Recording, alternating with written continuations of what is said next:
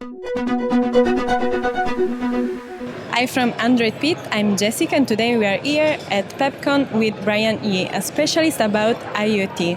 Hi Brian, thank you for being here with us. Of course. You see with Philip C3 from Avast to talk about IoT and security. Thank you for being with us. Hello, it's a pleasure to be with you guys.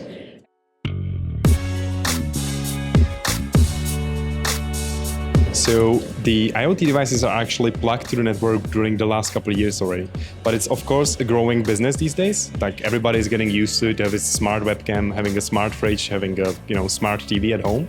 And what we can see these days is increasing in number of attacks. But also we know people are actually not taking proactive steps to protect their own devices. So what I can tell, for example, just about the Barcelona, there is more than 493,000 devices which could be potentially hackable because they are open to the public on the internet, which is of course a bad habit. I think, as we look at PepCon, we look at the Mobile World Congress, you'll see there's a lot of really fun, really interesting IoT devices that will change your life and make it easier. That's a known thing. I think the biggest problem, though, is that these things are getting cheaper and cheaper, and as they get cheaper, they're being built without security in mind. And we find that that's going to be a big risk. We're introducing Norton Core. Norton Core is the world's first secure Wi-Fi router. And what Norton Core does is it actually secures your entire network. So we do inspection of data coming in and out. We look at all the devices in your network, make sure that they are safe devices. And we make sure that not only does Norton, which protects your end devices, we're actually protecting your entire home as well.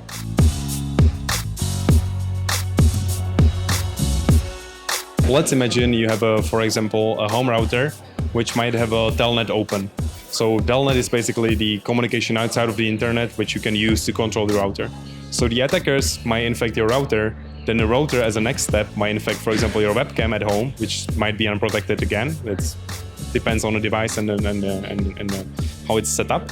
And then the webcam can start to control it of your IoT devices at home, so it can make a coffee for you using the smart kettle, or control your washing machine eventually, because all these data are being shared with your internal network. So when it's get compromised, you're actually creating the big loophole into your whole systems and a whole network. IoT devices, if you think of every one of your IoT devices as being an opening, you want to make sure that all of those openings are closed, right? So, last year there was a Mirai attack.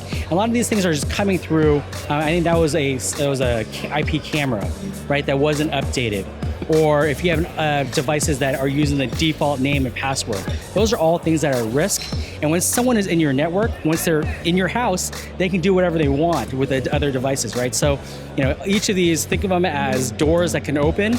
And if you leave those things unlocked, then once they come in your house, it doesn't matter if you've locked all the other doors, because just one door open, the people can come in. So, same thing with these devices.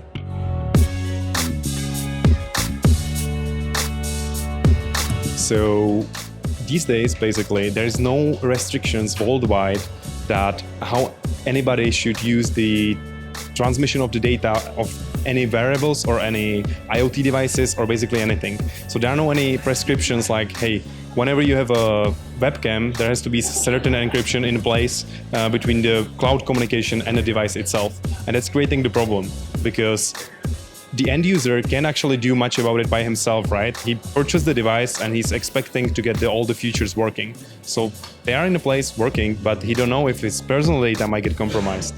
So some of the smart appliances like kettles, coffee machines, webcams are actually leaking the user details these days, and that's a big issue, and governments should take care of it. Yeah, unfortunately, I think this is one of the things where, right now there's not a lot of standards around these IoT devices. So until there are standards that either the governments have approved or standards that people are building to, it's going to be very difficult for governments to be able to regulate that, because there's more and more of these devices, right? Hundreds and thousands of these devices, and they're coming from all different places. So it would be very difficult for governments to specifically do that.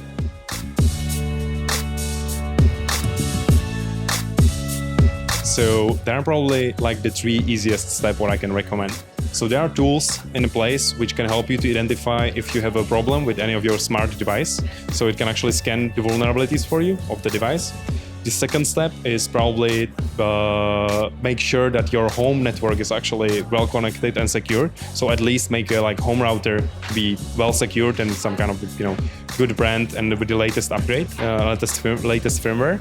And third step is to use some kind of the common sense, because if you're purchasing the device and you're buying some cheap device outside of Asia, for example, you might get yourself in trouble and compromise your network. So think twice before you actually take some steps within the IoT. I would say that, you need to look at the specific devices, right? But also look at protecting your entire home. Norton Core does a great job protecting your entire home to make sure that any device you add first is recognized. We recognize what device it is, what operating system is. We look at all the data that comes in and out, and make sure that your home, you protect your home just like you would your network, like you would protect your home. You make sure you lock the door. You make sure that you have an alarm system.